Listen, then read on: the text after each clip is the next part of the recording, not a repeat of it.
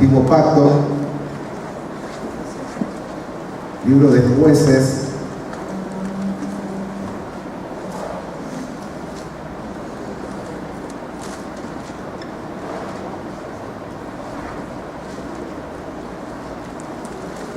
damos gracias al Señor por esta hermosa oportunidad que nos da y bendecirles a todos. Bueno, para los que no nos conocen, mi nombre es Germán Torres, uno de los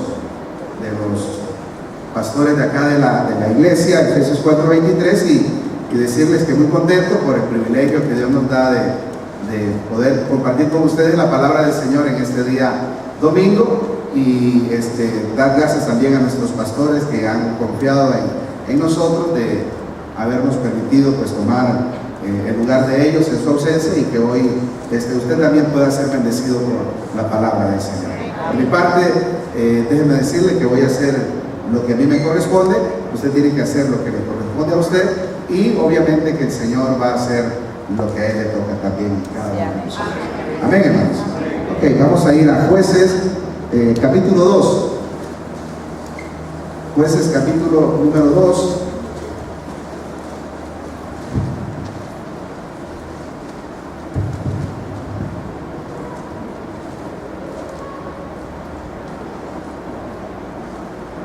¿Lo tiene? Versículo 6 en adelante. Porque ya Josué había despedido al pueblo, y los hijos de Israel se habían ido cada uno a su heredad para poseerla. Y el pueblo había servido a Jehová todo el tiempo de Josué. Lo que quiere decir acá que el pueblo, todo el pueblo de Israel, mientras Josué estuvo sirviéndole al Señor, juntamente con Josué le sirvieron todos al Señor. Fueron obedientes a la palabra que Josué daba, porque sabían que Dios estaba guiando y estaba con Josué. Entonces, obviamente, cada uno de nosotros vamos también a seguir a todo hombre, todo siervo y sierva de Dios, que sabemos que es un hombre que Dios está guiando, que Dios está usando, que Dios está usando como su instrumento para usarle en la obra que Él quiere para su reino. Sigue diciendo entonces el versículo número 7. Y el pueblo había servido a Jehová todo el tiempo de Josué y todo el tiempo de los ancianos que sobrevivieron a Josué, los cuales habían visto todas las grandes obras de Jehová que Él había hecho por Israel. Versículo 8. Pero murió Josué, hijo de Nun, siervo de Jehová, siendo de 110 años, y lo sepultaron en su heredad en Timnat-Sera, en el monte de Efraín, al norte del monte de Gaas. Toda aquella generación también fue reunida a sus padres. Y dice, y se levantó después de ellos, de Josué, de los ancianos y de toda aquella generación, y se levantó después de ellos otra generación que no conocía a Jehová, ni la obra que Él había hecho por Israel. Después los hijos de Israel hicieron lo malo ante los ojos de Jehová y sirvieron a los Baales. Dejaron a Jehová, el Dios de sus padres, que los había sacado de la tierra de Egipto, y se fueron tras otros dioses, los dioses de los pueblos que estaban en sus alrededores, a los cuales adoraron, y provocaron a ira a Jehová, y dejaron a Jehová y adoraron a Baal y a Astarot.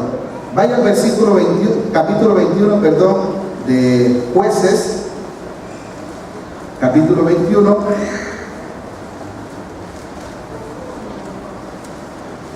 y el versículo 25.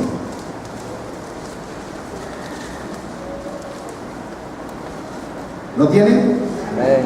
En estos días no había rey en Israel. Cada uno hacía lo que bien le parecía.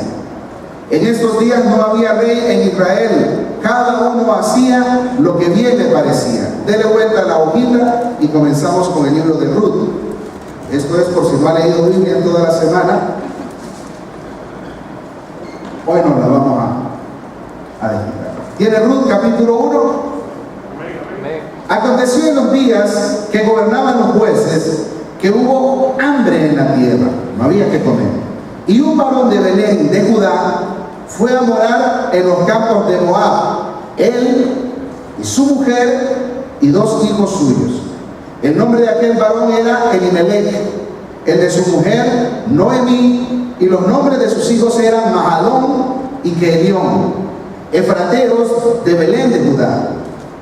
Llegaron pues a los campos de Moab y se quedaron allí. Y murió Elimelech, marido de Noemí, y quedó ella con sus 2 hijos, los cuales tomaron para sí mujeres moabitas. El nombre de una era Orfa y el nombre de la otra era Ruth, y habitaron ahí unos 10 años. Y murieron también los 2, Mahalón y Kelión, quedando así la mujer desamparada de sus 2 hijos y de su marido.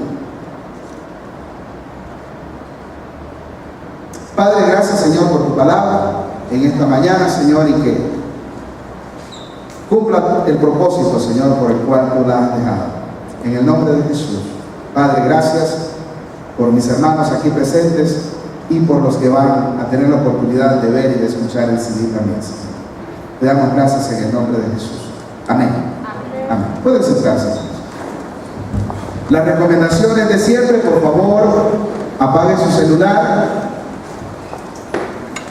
Apague su celular, no lea Biblia. Si trae su cuaderno de apuntes, apunte ahí lo que a usted le parezca más interesante, y para que no se distraiga. No se distraiga.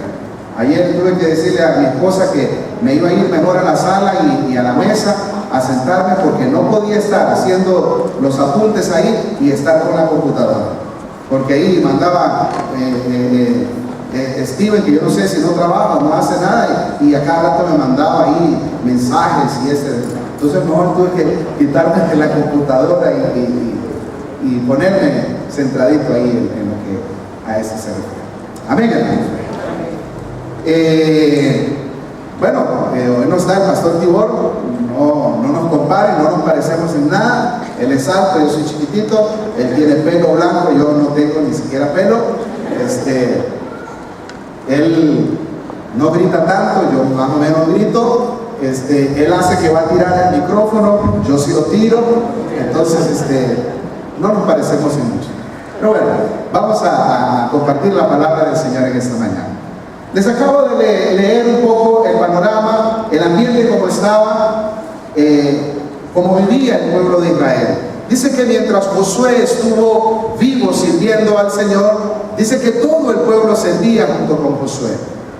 Esto nos refleja a nosotros, amados hermanos, que nosotros como hombres y mujeres de Dios tenemos que considerar el hecho de llamarnos hijos e hijas de Dios. ¿Por qué? Porque siempre que hay un alguien a nuestra responsabilidad, hay una esposa, hay hijos, hay una familia, esas personas siempre van a querer imitar el centro de la familia. Si usted como padre, como hombre de Dios, tenga la plena seguridad que sus hijos, si usted da un buen testimonio como un varón de Dios, como un siervo de Dios, sus hijos van a querer imitarle, igual las hijas, igual a la esposita. Usted no va a tener ningún problema de que su esposa tenga que sujetarse a usted, porque esa mujer va a ver a su esposito sujeto a Dios y que él hace la voluntad de su Dios. Usted no va a tener ningún problema de que quién es el que manda en la casa o quién no manda en la casa. No hay ningún problema en eso. O si ya está maestrado, pues sinceramente delegue y diga, pues la que manda en la casa es la esposa. Pero ya ese es el problema suyo, ese no es lo que Dios demanda, o lo que Dios dice más bien que debe de ser, o como debe de ser. Cuando Josué servía, dice que el pueblo también servía. Cuando Josué muere, dice que los que sucedieron, o sea, los que sirvieron después de Josué, dice la palabra del Señor, que también sirvieron a los ancianos, a los que Josué había preparado. Importante, prepare a los suyos, prepare a las personas que están a su alrededor. No pierda el tiempo, los días son difíciles. El tiempo se está yendo así rapidísimo.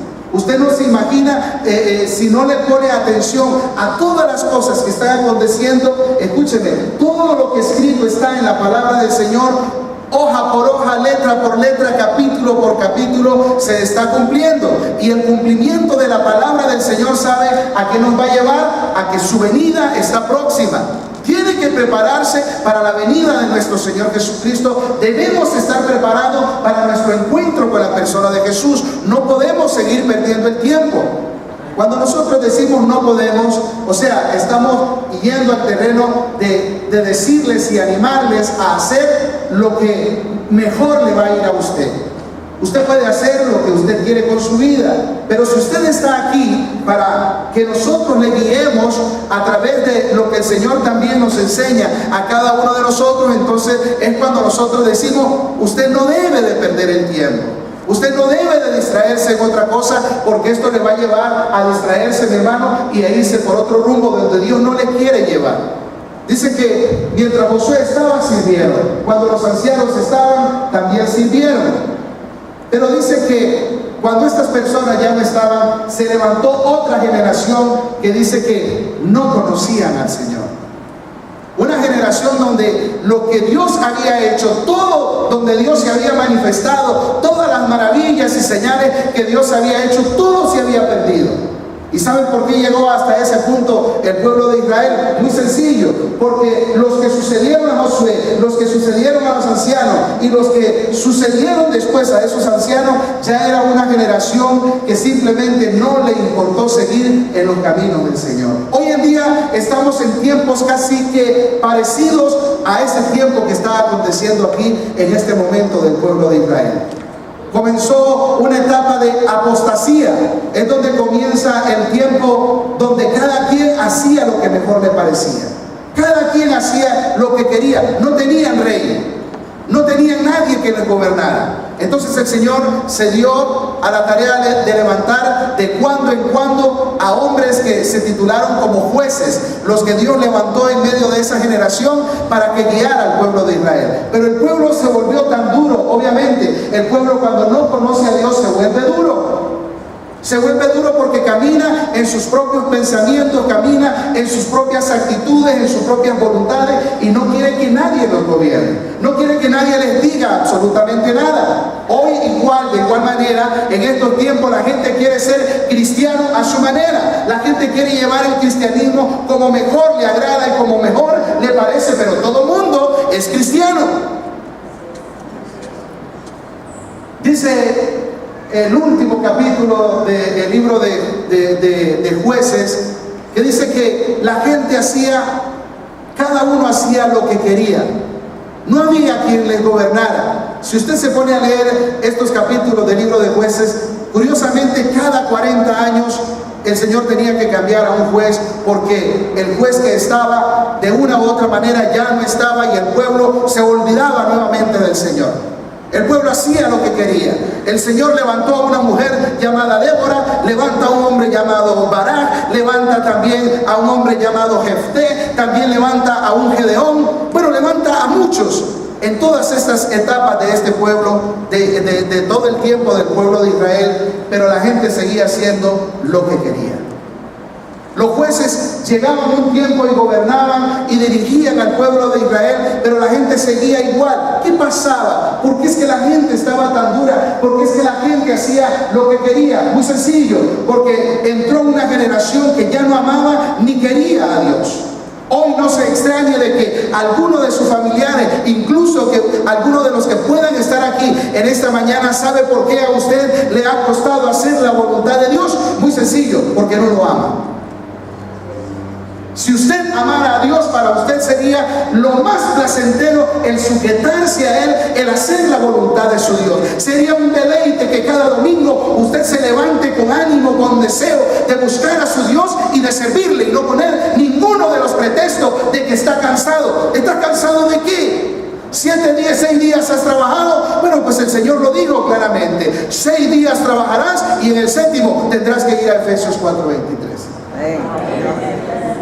Así es que no se sienta ahí que estoy muy cansado y que ya no puedo, y que aquí no ponga pretexto. El que ama, escúcheme, poniéndole en relación de noviazgo, no importa cuán cansado hubiese estado usted, pero el novio se preparaba, aunque hubiese trabajado 30 horas al día, pero él llegaba, se perfumaba y todo, tenía que ir a marcar, amaba a aquella persona.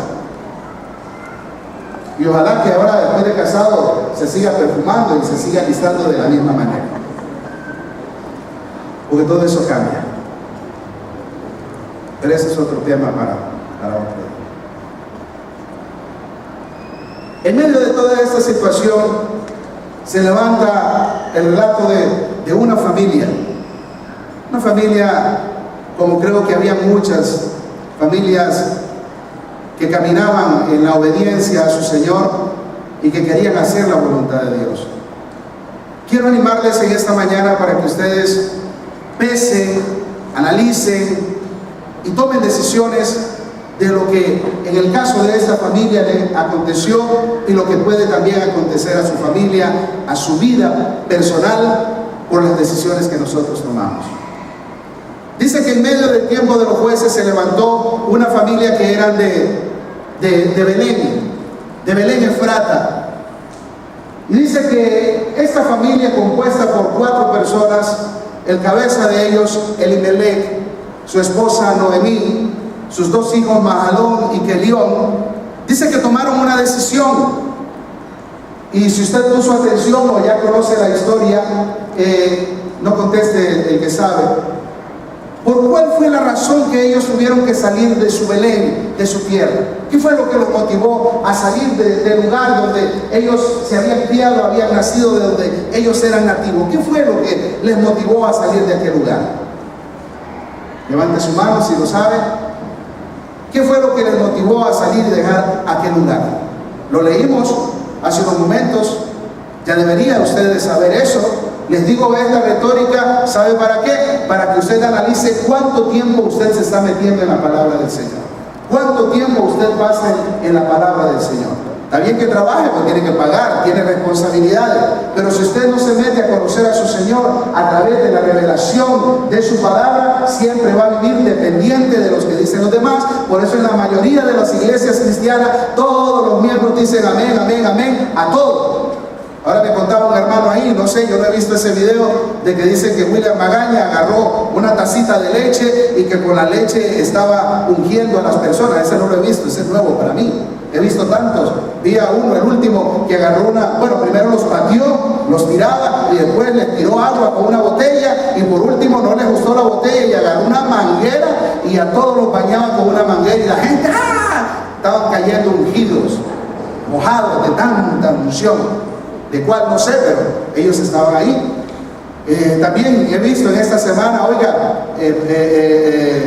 pastores que bailan como Michael Jackson en los altares ahí y hacen unos pases ahí que hasta Michael Jackson seguro hubiese querido hacerlo, pues se ven tan buenos ahí haciéndolo y todos bailando, pasan bailando en un movimiento ahí tremendo para ofrendar. O sea, se ve tanta cosa dentro del pueblo que dice llamarse cristiano.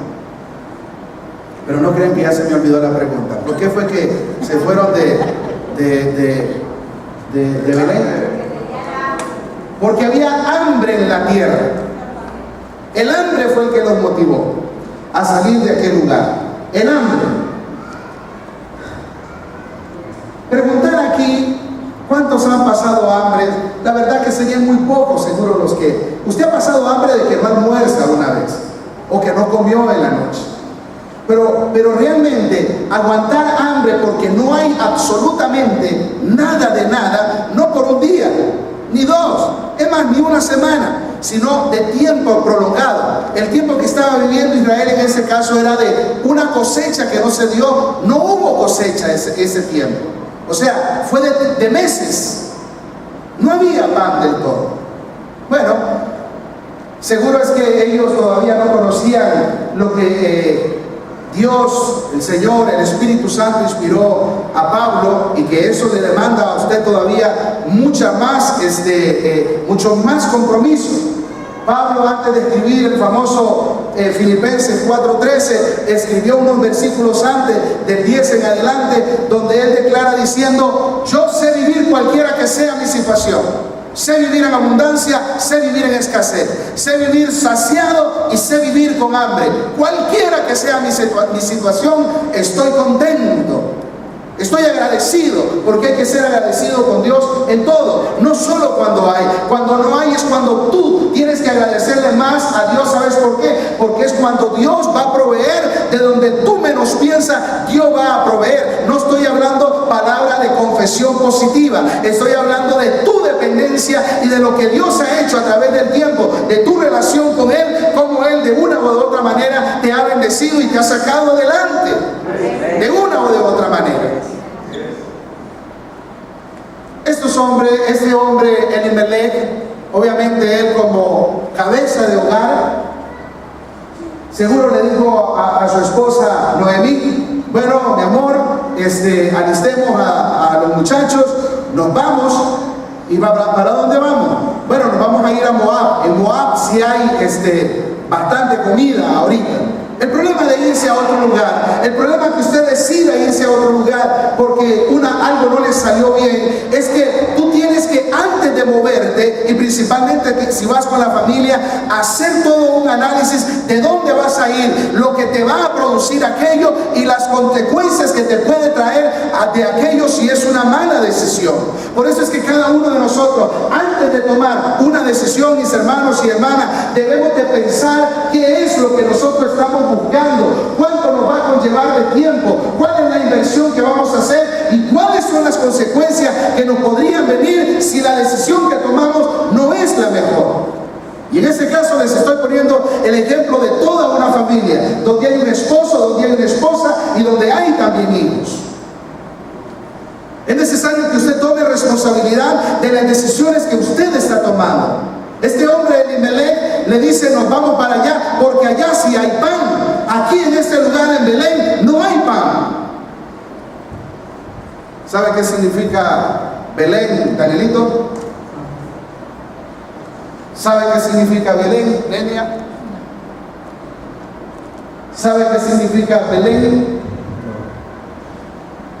Yanexita, Melissa, Heiner, ¿qué significa Belén? Perfecto. Guadalupe, ¿qué significa Belén? ¿Dónde está que se me hizo? Sábelo todo. Juan Carlos, ¿qué significa? Ah, papito, te agarré, ¿verdad? Te agarré. Para que no rajes, que todo lo sabes. Sandrita, ¿qué significa Belén? Bueno, los que saben, contesten qué significa Belén. ¿Ah? Casa de pan. Belén, casa de pan. Pero no había pan. No había pan. Miqueas habla de una profecía, obviamente Elimelech no la sabía. Miqueas habla de una profecía que iba a acontecer. Oh, pero tú, Belén Efrata, pequeña entre las naciones, de ahí se levantará un gran Mesías, un gran Salvador, un gran Redentor en Belén, en la casa de pan. Resulta que Belén tuvo siempre una mala fama. Belén era un barrio de suburbio, un barrio bajo, un barrio que no tenía muy buena fama. Pero de ahí se plació el Señor para levantar al Mesías, a nuestro Señor Jesucristo, en Belén, en la casa de pan, porque Él iba a ser el pan de vida. Pero no así en este caso, mi estimado Marvin. Elimelech no estaba considerando por cuánto tiempo era que Belén iba a estar falto de ese pan. Si Dios proveía tiempo tras tiempo, hacía descender maná del cielo, y hubo muchas maneras de cómo Él alimentó siempre a su pueblo, porque es que el pueblo siempre duda cuando no hay lo suficiente para almacenar o para saciar su vientre, y entra en una etapa de duda y entra hasta el momento de tomar decisiones que le van a llevar a situaciones difíciles, que le va a traer consecuencias duras también y difíciles para papá, para mamá, para los hijos y para los que están a todo su alrededor. ¿Por qué no consideraron aquello? Decidieron irse a un lugar llamado Moab, donde de tradición era un pueblo prácticamente que enemigo del pueblo de Israel. Y en ese caso Elimelech toma la decisión de irse hasta ese lugar. Una de las situaciones que iban a enfrentar llevando a sus hijos a aquel lugar era la situación que los iban a llevar a una tierra donde eran adoradores de ídolos, no adoraban al Dios verdadero. Pero obviamente cuando en la mente del hombre, cuando en la mente del cabeza de familia está pensando solamente en el saciarse, en el tener comodidad y en el salir adelante en lo económico, que no tiene nada de malo, pero si entre esas partes y esas decisiones no se considera, iglesia, no se considera al Señor como el que los dirija, como el que los lleve y como el que va a ser el centro siempre de la familia, no importando la decisión que se tome, pero siempre tomado de la mano del Señor, considerando que la decisión que se está tomando es en Él y que al lugar donde vayan a ir no van a dejar ni van a soltarse de Él. El problema es cuando se toman decisiones y por esas decisiones de trabajo, por esas decisiones de inversiones, incluso hasta de estudios, se pierde el contacto y la relación con su Dios. Y hoy por hoy mucha gente lamenta el haber tomado ese tipo de decisiones después de ver lograda su meta y después de ver alcanzado sus metas, sus ideales. Hoy mucha gente podrán tener la abundancia, por lo menos material que tengan, pero su Dios pasó a ser seguro un último plano porque ya no cabe en los planos principales de aquella familia. No corra usted el riesgo, no tome decisiones que después va a lamentarse tan solamente por querer alcanzar algunos ideales que van a frustrar tu familia, que van a traerte problemas, que van a traerte consecuencias para cada uno de tus hijos.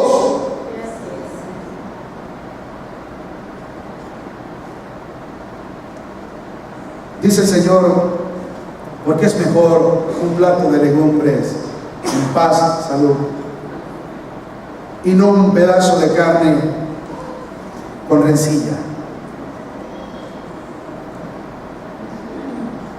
Elimelech, estando ahí con su familia en la tierra de Moab, la Biblia no describe, no dice qué fue lo que le sucedió, y se murió, se muere. Solo estuvieron 10 años en aquella tierra, y en esos 10 años el primero que muere es la cabeza de la familia. Y cuando la cabeza de la familia no es cabeza de la familia, qué dicha, mejor que se muera. Porque ¿para qué se quiere un cabeza de familia si no está caminando en los principios de Dios?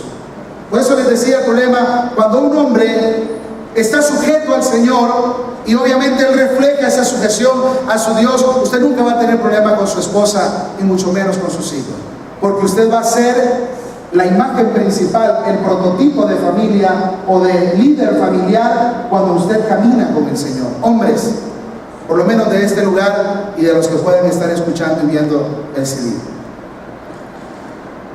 La responsabilidad que cada uno de nosotros tenemos como cabeza de hogar, de familia y como sacerdotes de nuestra familia, sencillamente no lo halle como una grande responsabilidad, hállelo más bien como un grande privilegio que Dios le ha dado a usted para que usted sea el cabeza de familia de su hogar. Eso le va a conllevar a usted a ser, mi hermano, el mejor ejemplo para tus hijos. Que tus hijos cuando puedan ver o oigan que viene papá, van a sentirse, ahí viene papá. Oigan, papá va a hablar, papá va a decir algo, papá va a tomar una decisión, porque ese papá se ha dado a la tarea de ser el hombre, la cabeza, el centro de aquella familia. Pero hay de aquellos pobres hombres que queriendo tener autoridad tan solamente por ser proveedores, tan solamente por ser el que más grita o porque cree tener el control, y lo único o el único control que tiene es el control del televisor.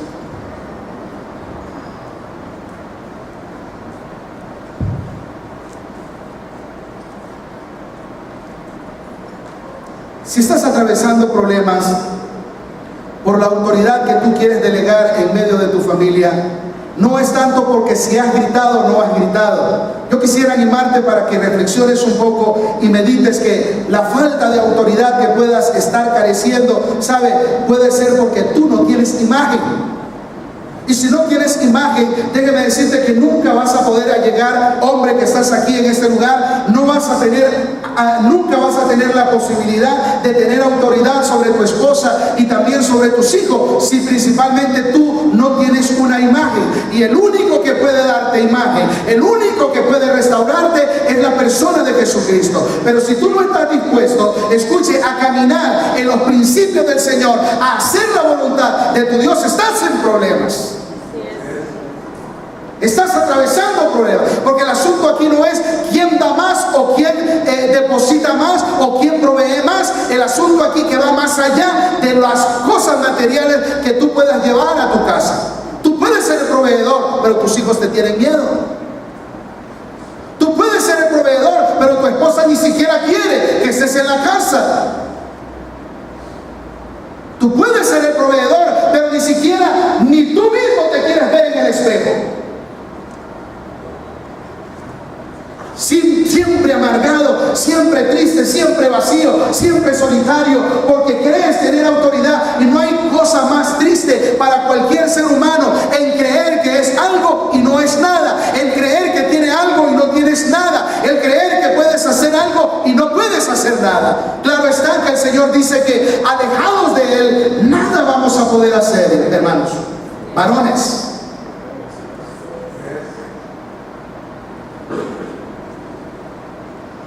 Esta esposa se queda ahora con 2 hijos. Se queda con 2 hijos y viene una etapa dura y triste. Muchas mujeres dicen, es que a mí me ha tocado ser madre y ser padre.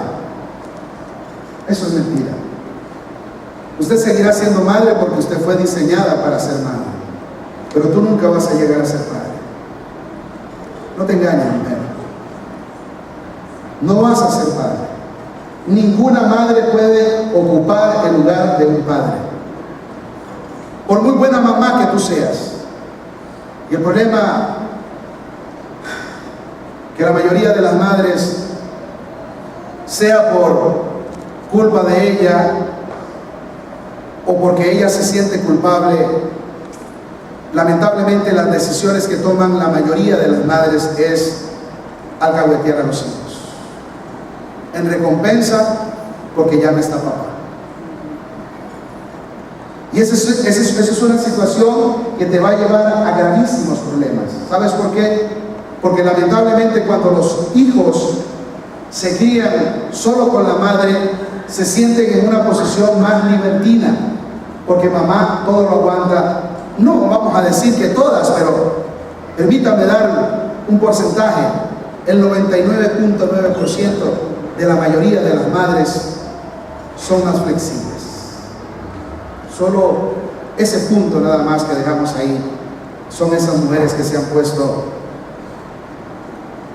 en su papel de mujer, de madre, no de padre. Entienda eso, mamá, usted no es padre y madre. Usted ve en las noticias, la mayoría de las veces que entrevistan a las mamitas, todas ellas dicen, es que a mí me ha tocado ser madre y ser padre. Hay una canción ahí de Miguel Roble, Viuda a los 20 se llama, dice, y parte de ese poema que ese hombre escribe, dice que ella fue viuda a los 20 y dice que ella no tuvo sexo, fue padre y madre a la vez. Como poema suena bonito y melancólico, pero de realidad, qué frustrante, qué triste, qué terrible.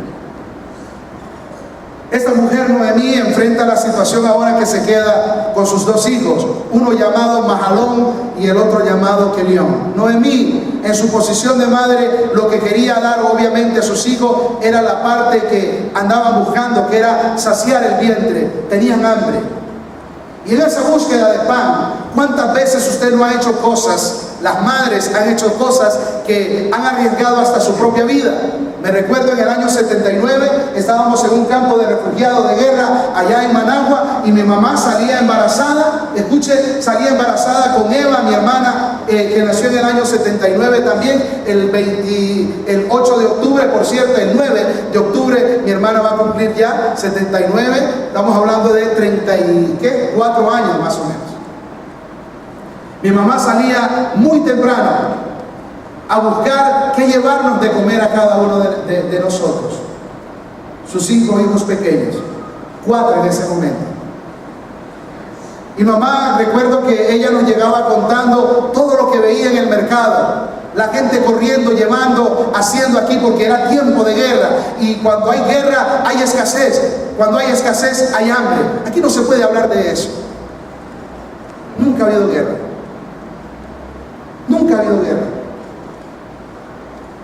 Aquí hasta el más pobre siempre come algo, pero siempre come.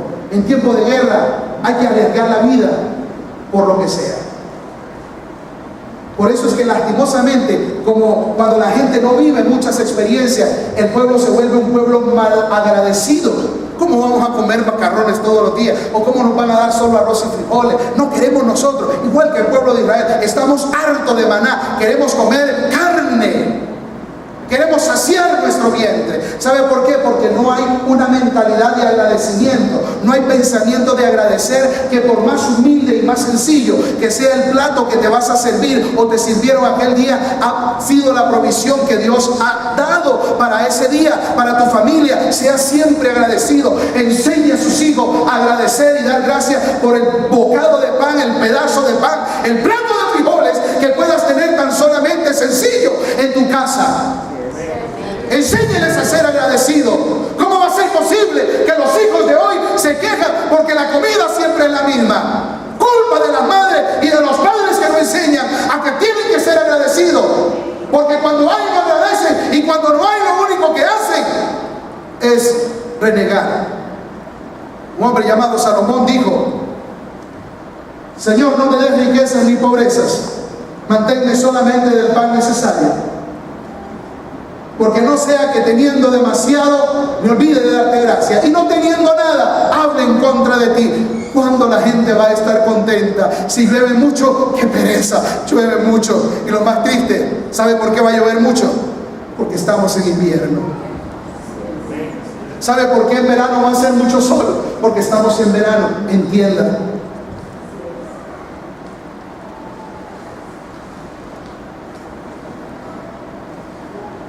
Esta mamá llamada Noemí seguro lloró muchas veces por la ausencia de su amado esposo. Porque si esta mujer tomó la decisión con sus hijos de acompañar a su esposo, es porque era una familia unida, una familia que se llevaba bien. La Biblia no dice qué edad tenían sus 2 hijos, pero en esos 10 años también sus hijos se casaron, estaban en tiempo para casarse. Una de las partes difíciles de esta decisión fue al lugar donde ellos decidieron irse. Un lugar donde era o se practicaba la idolatría. Y si usted sabe, bíblicamente hablando, cuál ha sido lo que más el Señor resaltó sobre su pueblo, y más le dolió y más su ira vino, fue cuando su pueblo se volcaba a la idolatría. Ahora, bueno, qué dicha, pues yo como cristiano evangélico, yo no soy idólatra. Oiga, ya no siga hablando más del pueblo católico. El pueblo cristiano evangélico se ha vuelto todavía más idólatra. Y no de imágenes, sino de hombres, de mujeres. Seguro pensaste en pastores, tienes razón. Pero hay gente que se ha vuelto idólatra dentro de sus propios hogares. El ídolo puede ser el esposo. El ídolo puede ser la esposa. Los ídolos pueden ser los hijos. Los idolatran, los alcahuetean, les aguantan cualquier cosa. Un hijo le pidió permiso al papá para ir a una fiesta. Le dice: papi, ¿puedo ir a la fiesta del cole? Vea que ya vamos a salir.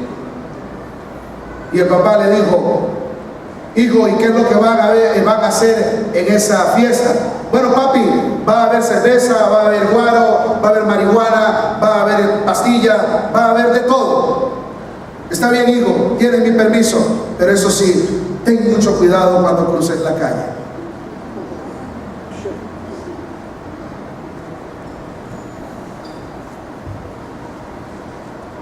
La preocupación, Juan Carlos, era la calle cuando la cruzara, no lo que se iba a dar dentro de aquel lugar.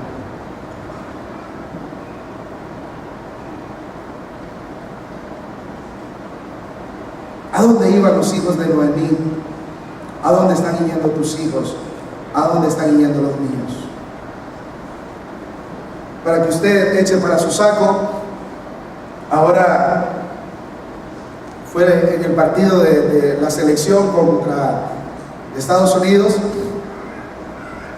Ese día trabajé tarde y resulta que en una de las pasadas que doy, en una de las carreteras de allá de San Rafael abajo, en Desamparados, veo que va mi hija, 17 años, va mi hija con 2 muchachos y llevan 2 bolsas. Como llevaba un cliente, solo paré y mi hija se arrimó, me dijo: hola papi, ¿cómo está? ¿Y qué ando con mis mejores amigos? Oiga, se me arruinó la noche. Amigos. Y obviamente necesitaba más cuello, como no tengo cuello, necesitaba más cuello para poder volver a ver qué era lo que llevaban en aquellas bolsas. Estoy hablando de mi hija. Y resulta que le digo: bueno, cuando termine el partido usted se va para la casa. Y me fui y iba conversando ya con el cliente que llevaba y le digo: ¿sabe qué? Ya la noche ya se me echó a perder, no puedo seguir trabajando así. Fui y lo dejé, pero en lo que iba a dejar a ese señor, y digo: ¿pero qué me pasó a mí? ¿Por qué la dejé? ¿Por qué la dejé? Si tenía que haberle agarrado del pelo y meterla al taxi de una vez. ¿Qué me pasó? Muy bueno, tonto. ¿Qué me pasó? Fui y dejé al señor, agarré mi teléfono y le dije: Helen, alístese, ya paso por usted. ¿Sabe qué me dijo Helen? Está bien, papá. No me dijo absolutamente nada, porque ¿sabe por qué ella sabía que yo no estaba como es su papá normalmente? Porque le dije Helen. Porque yo a mis hijos no les digo su nombre. Solo cuando hay una etapa de esa que a usted le ha pasado, así, de arranque, de la ira santa, dijo alguien por ahí. Helen, alístese, ya paso por usted. Y como me tardé un poquito, ella misma me llamó: papi, ya estoy aquí afuera esperando. Helen, ¿con quién andabas? Es que ellos son mis mejores amigos. ¿Mejores amigos? ¿Qué llevaban ahí en esas bolsas? ¿Jugos? ¿Refrescos? ¿Qué llevaban? ¿Qué es lo que llevaban? Yo me regresé por mi hija. Oiga, papá, mamá, estórbele a los hijos. Vaya a sacarlos, vaya a traerlos, porque si no se quedan. Y si se quedan, qué triste para ellos y qué triste para usted. ¿Cómo se pudo haber sentido Noemí, que ya no estaba su Elimelech? ¿Cómo te has sentido tú, madre, cuando no tienes aún alguien que te ayude para, en este caso, tener la autoridad suficiente para decirle al hijo: no vas, aquí te quedas? Y eso no quiere decir que tú seas el Trump de la casa o el dictador. Es que cuando ellos saben que tú tienes la autoridad de la casa, tus hijos no van a tener el problema de sujetarse a ti ni de hacerte caso a ti. ¿Sabe por qué? Porque están viendo el testimonio de un padre que no les da un mal ejemplo. El testimonio de una madre que da su vida trabajando, haciendo cualquier cosa por cada uno de sus hijos. Pero si usted es la que le hace todo a sus hijos y tras de eso los deja que haga lo que les da la gana, los está echando a perder.